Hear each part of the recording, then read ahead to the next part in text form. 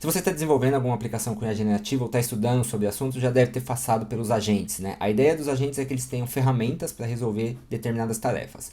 Hoje a gente vai ver como usar um padrão que se chama Tool Calling Agent, onde a gente define funções ou ferramentas que esse agente vai ter para resolver suas tarefas, e com isso a gente chega no final de um processo que envolve múltiplas etapas. Como hoje a gente pode passar para os modelos uma especificação de funções, o modelo pode fazer o raciocínio, o reasoning, para chegar numa resposta, esse é um padrão que facilita bastante, estrutura a maneira da gente criar os agentes. Para fazer a criação desse agente aqui, a gente vai usar então LangChain, que é o framework que está sendo mais utilizado aí no mercado para fazer a criação de aplicações com IA generativa. A gente vai usar o modelo da OpenAI porque ele é o mais comum, mas você poderia executar esse exemplo aqui com outros modelos de outros provedores, não é um impeditivo.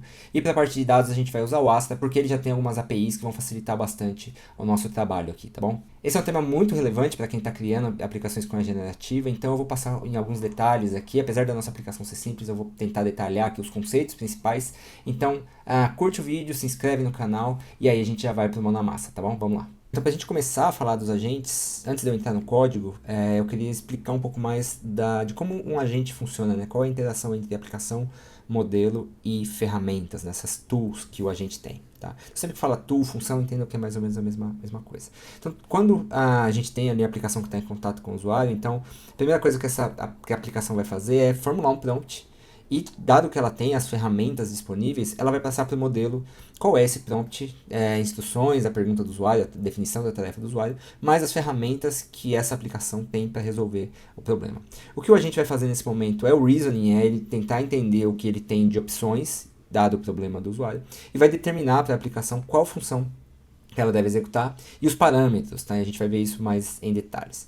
Como a aplicação faz isso, e aqui é um ponto importante deixar claro, não é o modelo que executa a sua ferramenta, tá? A aplicação tem que executar a ferramenta e aí depois retornar os dados. Então, quando a aplicação recebe a definição de qual é a ferramenta que tem que ser executada, a função que tem que ser executada e com quais parâmetros, aí sim a aplicação executa essa ferramenta e aí a ferramenta vai resolver, vai receber os parâmetros e vai executar. Então beleza, a ferramenta vai executar e ela vai retornar o resultado, né, um JSON, um CSV, qualquer coisa, para a aplicação. E a aplicação o que ela vai fazer então é acrescentar esses dados dentro do prompt, chamar novamente o modelo. Então o modelo ele não necessariamente ele guarda o estado do que está acontecendo, ele está recebendo um novo prompt com mais dados agora para ele ir para o próximo passo. Então, idealmente, ele vai para um segundo passo.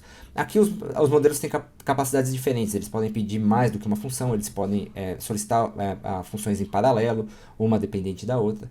Então, mas basicamente, a ideia é que o modelo define para a aplicação qual função tem que ser chamada, qual ferramenta tem que ser executada e com quais parâmetros. A aplicação cuida da execução e interação com qualquer outro sistema que esteja sendo integrado ali, retorna esses dados para a aplicação, que vai enviar novamente os dados para o modelo, e esse processo pode ficar em loop. Então, o modelo pode pedir uma nova função, e assim sucessivamente até ele chegar à conclusão de que ou ele tem a resposta, ou ele não tem condições de ter a resposta porque ele já usou todas as ferramentas, ele não entende que ele tem mais algum caminho para seguir.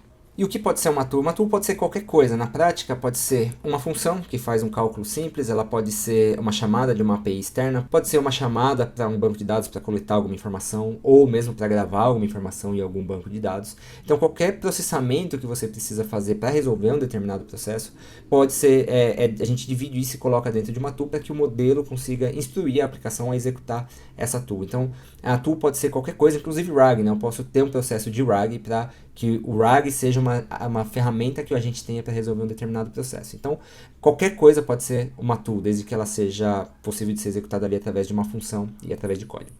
Vamos começar aqui então dando uma olhada no código da aplicação. Bom, a aplicação ela tem algumas dependências aqui, então eu estou usando o Python 3.11, a gente tem o Flask aqui para a gente poder executar esse agente, LangChain, então que eu estou usando aqui, o AstraPy, que é para a gente poder criar as tools com acesso aos dados que estão lá no Astra, .env e OpenAI, né? Então, e o módulo aqui da OpenAI com o LangChain, tá? Esse projeto aqui está criado em Poultry. Vocês podem executar eles, aqui tem as instruções aqui para fazer a execução desse projeto. Se você viu o vídeo que eu fiz aqui sobre React Agents, a gente vai fazer mais ou menos o mesmo cenário, então depois de ver esse vídeo, veja lá. Se você já viu, a gente vai fazer o mesmo cenário, então a gente vai criar um agente ali que responde perguntas sobre passagens aéreas. É o mesmo exemplo, só que implementado de uma outra maneira, tá? Então o nosso código aqui, ele tem algumas APIs que estão criadas com Flask, uma para a gente ver ali as collections estão criadas, alguma para a gente carregar dados, então você pode executar e carregar dados aí se você quiser. E o toAgent, que é o endpoint que a gente vai bater ali para pedir uma resposta, tá? A gente tem, então, dentro aqui da parte do agente em si, a gente vai comparando até com o código do React Agent, a gente vai ver que é um código bem mais simples, né? Então, tanto que a gente vai usar aqui um método do próprio LangChain que chama create_to_calling_agent, que é mais estruturado, para simplificar o nosso trabalho. Então, a gente vai ter aqui as tools que a gente vai passar para o modelo, qual é o LLM que a gente vai usar, o prompt, então aqui eu poderia colocar outras informações que eu quisesse, que se a gente considerasse, o placeholder, que é onde a gente vai colocar algum histórico que faça sentido, a pergunta do usuário e o Scratchpad. Tá? O Scratchpad é onde, nas sucessivas execuções desse prompt, o agente vai adicionar o contexto da última execução de ferramenta. Tá? E aí, quando a gente vai criar aqui o agente, então a gente vai passar o LLM, as ferramentas e o prompt. Tá? Beleza. E aí, então, como a gente passa isso? Como é que isso tudo é executado? Então, a gente vai ter um método aqui, que é o invoke, que de fato faz a execução. A gente vai passar o agente, as ferramentas, só tem um verbose para a gente ver mais detalhes.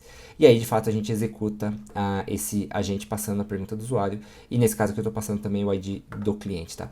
Se a gente for comparar com o código do React lá, que a gente fez no outro vídeo, vocês vão ver que é um código muito mais simples, muito mais limpo. E essa é a grande vantagem do Tool Calling Agents. Se no modelo React a gente tinha que especificar toda a estrutura das ferramentas dentro do prompt, quando a gente faz aqui quando a gente usa esse modelo estruturado aqui de chamada de funções, é muito mais simples, muito mais consistente a especificação das funções e das ferramentas que o agente tem para trabalhar para o modelo. Tudo isso porque, no final das contas, o que ele está passando é uma estrutura bem definida de quais são as ferramentas.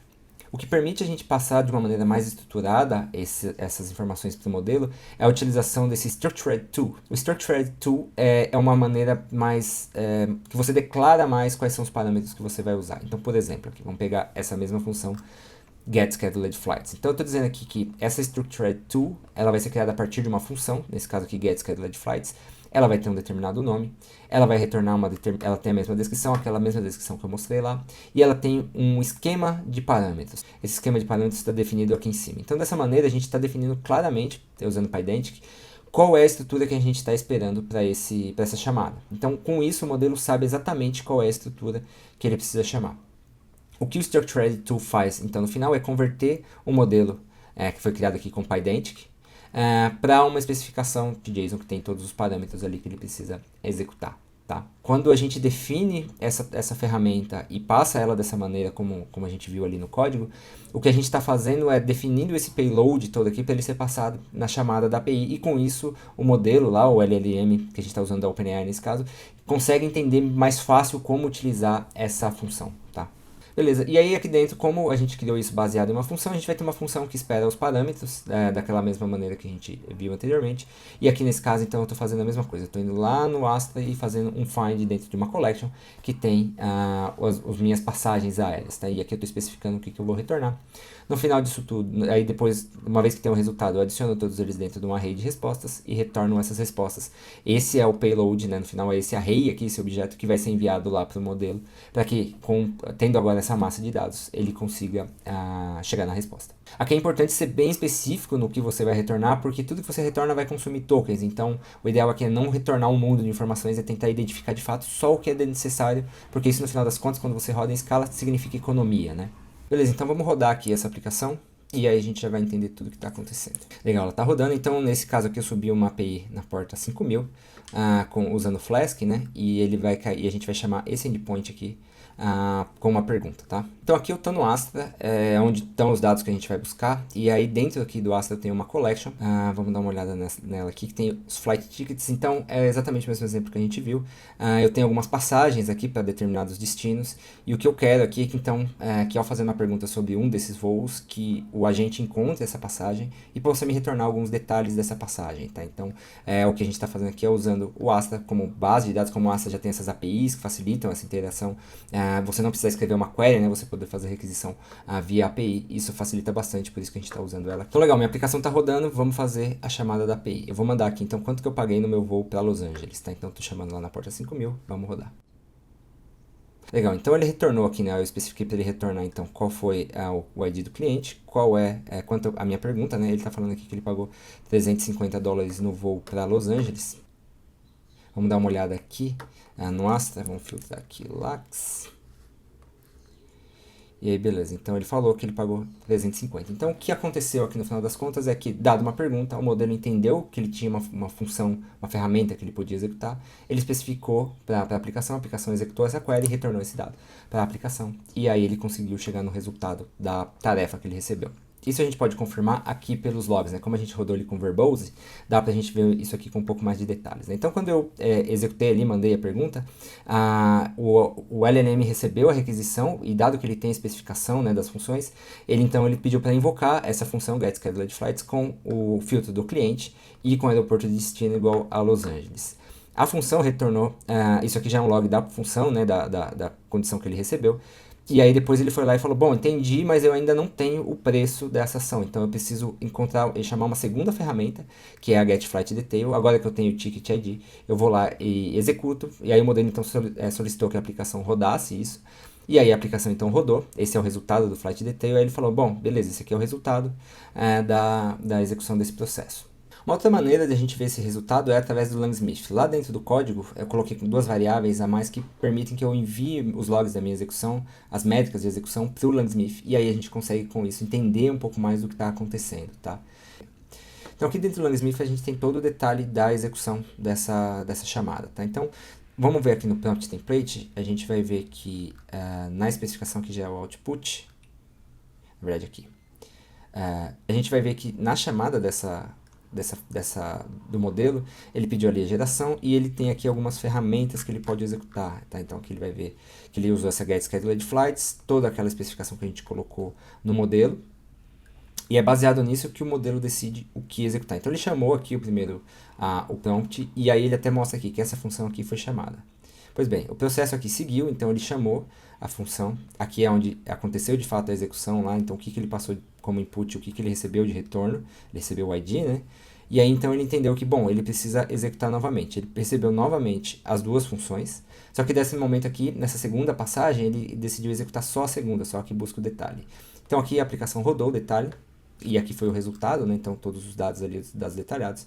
E aí então ele passou novamente, ele recebe novamente as funções, mas ele decide que aqui ele não precisa mais rodar e ele entende que ele tem um resultado com isso, ele consegue, aqui tem todos os detalhes, né, de tudo que foi executado, e aí com isso ele consegue chegar numa resposta na saída, né, dessa tarefa que ele recebeu.